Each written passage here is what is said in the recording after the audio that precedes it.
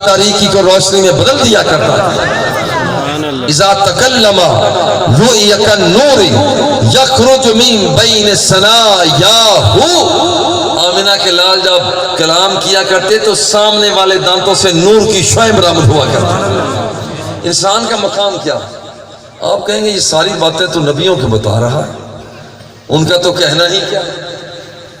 بھئی کوئی شک نہیں ہے، ان کا کہنا ہی کیا، وہ اللہ کے نبی ہیں۔ وہاں پر آدم صفی بن گئے، اللہ کے نبی ہیں۔ نوح نجی بن گئے، اللہ کے نبی ہیں۔ ابراہیم خلیل بن گئے، اللہ کے نبی ہیں۔ اسماعیل ذبیح بن گئے، اللہ کے نبی ہیں۔ اور پتھروں سے پانیوں کو جاری کر دیا، اللہ کے نبی ہیں۔ مردوں کو زندگی دے دی، اللہ کے نبی ہیں۔ ہے تو انسان۔ آؤ ذرا تھوڑا سا آگے بڑھو، انسان تیرا مقام کیا ہے؟ تیرا مقام یہ ہے، اللہ جل جلالہ خود فرماتا ہے من عادی لی ولیا فقد آذنتہ بالحرب، جو شخص میرے دوست کے ساتھ دشمنی کرتا ہے، اللہ اللہ کرنے والے کے ساتھ دشمنی کرتا ہے، رب فرماتا ہے میں بذات خود اس کے مقابلے کے لیے میدان میں آتا ہوں۔ وَمَا تَقَرَّبَ إِلَيَّ عَبْدِي بِشَيْءٍ أَحَبُّ إِلَيَّ مِمَّا افْتَرَضْتُ عَلَيْهِ، جب کوئی شخص فرضوں کو ادا کرتا ہے تو رب فرماتا ہے وہ میرے قریب آ جاتا ہے۔ اللہ فرماتا ہے وہ میرے قریب آ جاتا ہے، اور پھر وَلَا يَزَالُ عَبْدِي يَتَقَرَّبُ إِلَيَّ بِالنَّوَافِلِ حَتَّى أُحِبَّهُ، اللہ فرماتا ہے جب میرا بندہ فرضوں کے ساتھ نفلوں کو ادا کرتا ہے میرے اور بھی قریب آ جاتا ہے۔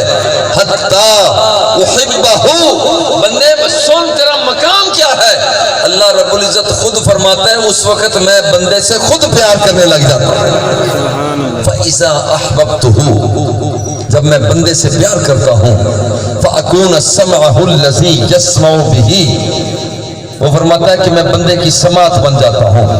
وَبَصَرَهُ الَّذِي يَبْصُرُ بِهِ، میں بندے کی بصارت بن جایا کرتا ہوں۔ وَيَدَهُ الَّتِي يَبْطِشُ بِهَا، میں بندے کا ہاتھ بن جایا کرتا ہوں۔ وَرِجْلَهُ الَّذِي يَمْشِي بِهَا، میری جلالت کا نور اس کے قدموں میں آ جاتا ہے۔ إِذَا سَأَلَنِي لَأُعْطِيَنَّهُ وَإِذَا اسْتَعَاذَنِي لَأُعِيذَنَّهُ، پھر یہ بندہ، یہ شخص جو انسان ہے وہ مجھ سے مانگتا چلا جاتا ہے، میں اس کی جھولی کو بھرتا چلا جاتا ہوں۔ انسان یہ تیرا مقام ہے، یہ تیرا مقام ہے، یہ تیرا مقام ہے، مگر یہ مقام حاصل کیسے ہوتا ہے؟ یہ مقام بندے کو یہ مقام حاصل کیسے ہوتا ہے؟ یارو پہلی بات تو یہ ہے کہ اپنے بچوں کو قرآن مقدس سکھاؤ۔ تسبیح و تحلیل اس کا بڑا مقام ہے، گٹھلیوں پر پڑھنا بڑا مقام ہے، انگلیوں کے پوروں پر پڑھنا بڑا مقام ہے، نفلی عبادت کرنا بڑا مقام ہے، مگر یاد رکھنا یہ سارے مقامات اپنی جگہ پر ہیں، یہ نفل ہے، اور علم کو حاصل کرنا فرض ہے، علم کو حاصل کرنا فرض ہے۔ یہ آپ دیکھتے ہیں حضور سیدنا غوث اعظم رضی اللہ تعالیٰ عنہ کا کتنا بڑا مقام ہے، کتنا بڑا مقام ہے کہ بیل کے پیچھے چلتے ہیں، بیل بھی مڑ کر دیکھ کر آپ سے باتیں کرتا ہے، مالی حاضہ خلقتا، کتنا بڑا مقام ہے۔ آپ چلتے ہیں تو پھر فرشتے بھی اعلان کرتے ہیں لوگو افسحوا مجالسکم فإن ولی اللہ قد جاء، اللہ کا ولی آ رہا۔ یہ مقام کیسے مل جاتا ہے؟ ایک تو اللہ کی عطا، مگر آپ خود فرماتے ہیں، آپ خود فرماتے ہیں درست العلم حتی صرت خطبہ، فرماتے ہیں میں پڑھتا رہا، میں پڑھاتا رہا، اور یہاں تک کہ رب ذوالجلال نے مجھے درجہ قطبیت پر فائز کر دیا۔ انسان یہ تیرا مقام ہے. اب اس مقام تک کیسے جائے, پہنچے کیسے؟ پنجابی میں کہتے ہیں 100 ہاتھ رسا تو سرے تے گن. اب یہاں کیسے پہنچے یا اللہ, ہم یہاں تک کیسے پہنچے؟ کائنات کی آقا یہ فارمولہ عطا فرماتے ہیں. جب آپ سے پوچھا گیا حضور عن سہل بن سعد الساعدی رضی اللہ تعالی عنہ, دلنی علی عمل اذا عملته احبنی اللہ واحبنی الناس. حضور کہ مجھے ایسا وظیفہ عطا فرمائے جب میں وہ کروں تو میرا رب بھی راضی ہو جائے, ساری مخلوق بھی راضی ہو جائے. میرے آقا نے فرمایا ازہد فی الدنیا یحبک اللہ, دنیا کے اندر بے رغبت ہو کر رہو, تمہارا رب تمہارے ساتھ پیار کرنے لگ جائے. وازہد فی ما فی ایدی الناس یحبک الناس, لوگوں سے بے نیاز ہو جاؤ, یہی لوگ تمہارے ساتھ پیار کرنے لگ جائیں. الزہد فی الدنیا یریح القلب والجسد والرغبت فی الدنیا تکسر الہم والحزن. دنیا کے اندر جب بندہ بے رغبت ہو کر رہتا ہے, اس کا تن بھی راضی, اس کا من بھی راضی.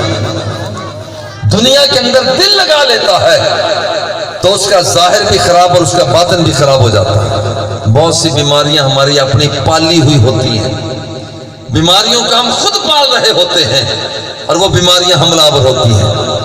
جب بندہ رب کا ہو جاتا ہے تو پھر قانون قدرت کے مطابق چلتا ہے, قانون فطرت کے مطابق چلتا ہے, تو اس وقت یہ بندہ اس بلندی پر پہنچ جاتا ہے کہ پھر رب ذوالجلال بھی اس بندے سے کہتا ہے, فرماتا ہے اب بتا ساری زندگی تو نے میری چاہت کو سامنے رکھا, نماز پڑھی چاہت میری سامنے تھی, روزہ رکھا چاہت میری سامنے تھی, زکوٰۃ دیتا رہا چاہت میری سامنے تھی, تو زکوٰۃ دیتا رہا چاہت میری سامنے تھی, اور تو دنیا کے اندر رہا تو میری چاہت کو سامنے رکھتا رہا. اب بتا, اب تو کیا کہتا ہے, اب تو کیا کہتا ہے, اب تو کہتا چلا جا, میں تیری باتوں کو مانتا چلا جاؤں. نعرہ تکبیر, نعرہ رسالت, نعرہ تحقیق.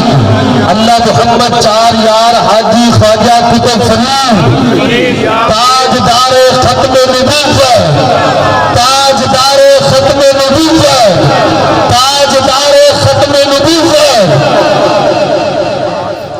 یہ آخری بات کہ ہم کیا کریں, یہ ہم کیا, اور نبیوں نے کیا کچھ کیا.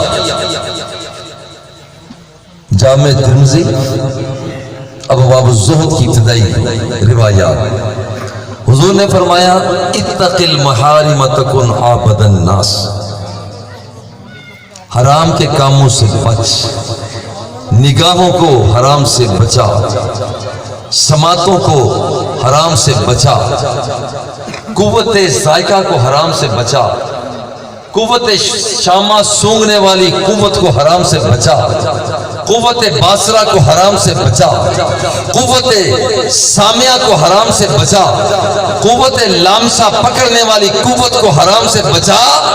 جب تو اپنی قوتوں کو حرام سے بچائے گا, اتق المحارم تکن عابد الناس, رب ذوالجلال تجھے اپنی بارگاہ کا برگزیدہ بندہ بنا لے گا. انسان تیرا یہ مقام ہے. اتق المحارم تکن عابد الناس. دوسری بات فرمائی وَرْضَ بِمَا قَسَمَ اللَّهُ لَكَ تَكُنْ أَغْنَى النَّاسِ, رب کی رضا پر راضی ہو جا, رب کی رضا پر راضی ہو جا. کچھ لوگ ایسے بھی ہیں بہت کچھ ہونے کے باوجود رب پر راضی نہیں ہوتے. دیکھو زیادہ مال کو زیادہ کرنے چاہتے ہوتے کہ وظیفہ لَإِن شَكَرْتُمْ لَأَزِيدَنَّكُمْ, اگر تم میرا شکریہ ادا کرو گے میں تمہیں نعمتیں اور بھی زیادہ دوں. رب کا شکریہ قانون قدرت کے مطابق, قانون فطرت کے مطابق جب بندہ چلتا ہے تو رب کا شکریہ ادا کر رہا ہوتا ہے. یارو ذرا غور کرو, وَرْضَ بِمَا قَسَمَ اللَّهُ لَكَ تَكُنْ أَغْنَى النَّاسِ, رب کی رضا پر راضی ہو جا, اللہ رب العزت تجھے بے پرواہ کر دے گا. نمبر 3 احسن الی جارک تکن مؤمنا, پڑوسیوں کے ساتھ حسن اخلاق سے پیش آیا کر. اور یہ بڑا مشکل کام ہے, یہ بڑا مشکل کام ہے. آپ دیکھ لیں, آپ صحیح طریقے سے بیٹھے ہوں گے, آپ بالفرض آپ دکاندار ہیں, ایک اور دکاندار کو دیکھ لیں گے ذرا پارا ہائی ہو جائے گا. ایک عالم ہے معذرت کے ساتھ, وہ کسی عالم کو دیکھ لے بعض اوقات پارا ہائی ہو جائے گا. ایک علاقے کا وزیر اعلیٰ ہے, وہ کسی دوسرے علاقے کے وزیر اعلیٰ کو دیکھتا ہے تو اس کا پارا ہائی ہو جائے گا. احسن الی جارک تکن مؤمنا, اپنے پڑوسی کے ساتھ حسن اخلاق سے پیش آیا کر, اللہ جل جلالہ کی بارگاہ میں بہترین قسم کا ایماندار بن جائے گا. چوتھی بات فرمائی, وَأَحِبَّ لِلنَّاسِ مَا تُحِبُّ لِنَفْسِكَ تَكُنْ مُسْلِمًا, دوسروں کے لیے وہی کچھ پسند کر جو اپنی ذات کے لیے پسند کرتا ہے, اعلیٰ درجے کا تو مسلمان بن جائے گا. پانچویں بات فرمائی, وَلَا تُكْثِرِ الضِّحْكَ فَإِنَّ كَثْرَةَ الضِّحْكِ تُمِيتُ الْقَلْبَ, زیادہ ہنسا نہ کر, زیادہ ہنسنے کے ساتھ بندے کا دل مر جایا کرتا ہے. یا انسان, یہ تیرا مقام ہے کہ خود رب ذوالجلال تجھے پروٹوکول عطا فرما رہا ہے. لَقَدْ خَلَقْنَا الْإِنسَانَ فِي أَحْسَنِ تَقْوِيمٍ, ہم نے انسان کو اچھی تقویم میں پیدا کیا. اور آج احسان میاں نے ہمیں یہاں جمع کر لیا بچی کی ولادت کے موقع پر. اللہ رب العزت اس بچی کو, بچی کے والدین کو بے پناہ رحمتوں اور برکتوں سے سرفرازی عطا فرمائے. مجھے پتا چلا ہے کہ بچی بھی ماشاءاللہ عالم ہے, اس نے بھی یہاں پر درس انظامی کا کورس کیا ہے. اور زیادہ خوشی کی بات ہے کہ رب ذوالجلال اس چھوٹی نو مولود بچی کی اماں کو, جس نے درس انظامی کیا ہے, پڑھتی رہی ہیں, رب ذوالجلال اور بھی برکتیں عطا فرمائے اور ہم سب کا خاتمہ ایمان. یہ چلیے میں ایک چند شعر مفتی صاحب نے مجھے یاد کروا دیا.